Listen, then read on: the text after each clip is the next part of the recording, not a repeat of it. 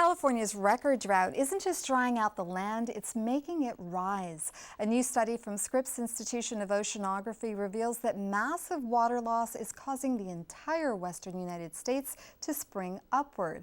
The findings were published online in the journal Science. Scripps researcher Adrian Borsa worked on the study. He joins me now with Randy Hansen, senior research hydrologist with the U.S. Geological Survey. Adrian, you and your colleagues discovered the land rise based on ground sensor data. What exactly did it show? It showed a rise really starting in about 2013 over the entire western United States.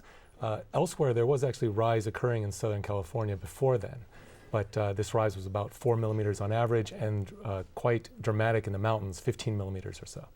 And what is the rise due to? We interpret it primarily as water loss. So the water loading on Earth's surface depresses it, and when that water goes away, the surface rebounds.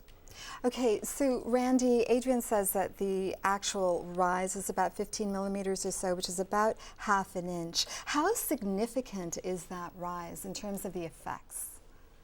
Well, it probably is significant, and when you look at it, it's an elastic deformation. So as the load is taken away, the land is able to rise and whatnot. And if the water comes back, the land will be depressed again.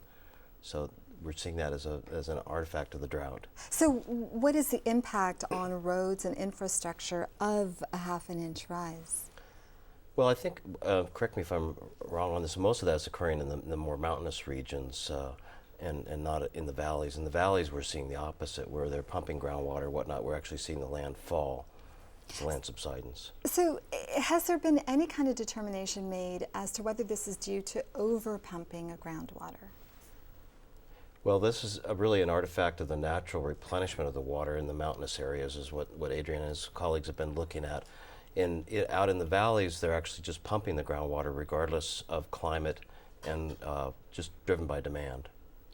Adrian, there was a 6.1 earthquake in Napa Valley yesterday. Yes. Is there any connection between earthquakes, seismic activity, and this land rise?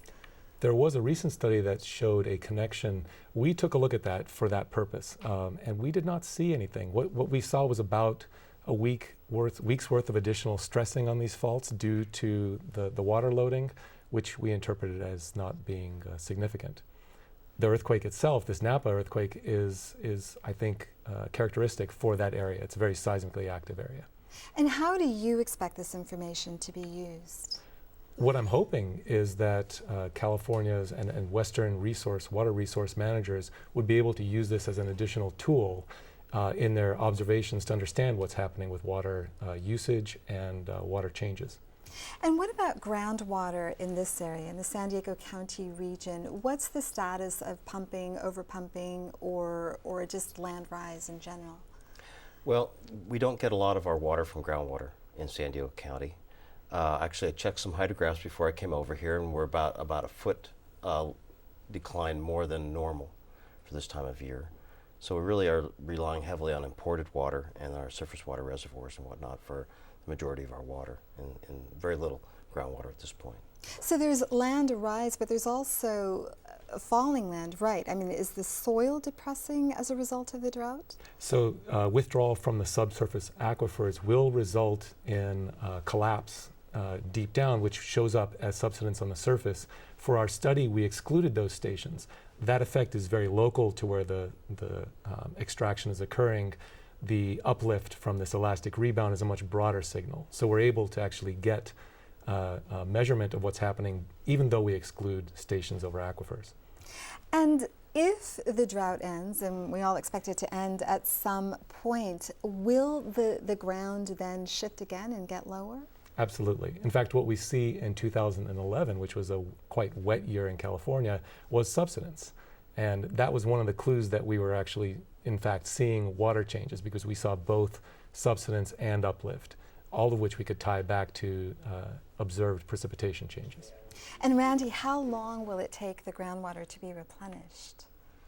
It takes a very long time. Most of the water that's being pumped in places like the Central Valley and other alluvial basins are anywhere from thousands to tens of thousands of years old, so it takes quite a while for that water to be replenished, and they're really using water that's very old. Okay, we're going to wrap it there. Randy, Adrian, thanks so much for coming on the program. Thank you. Thank you.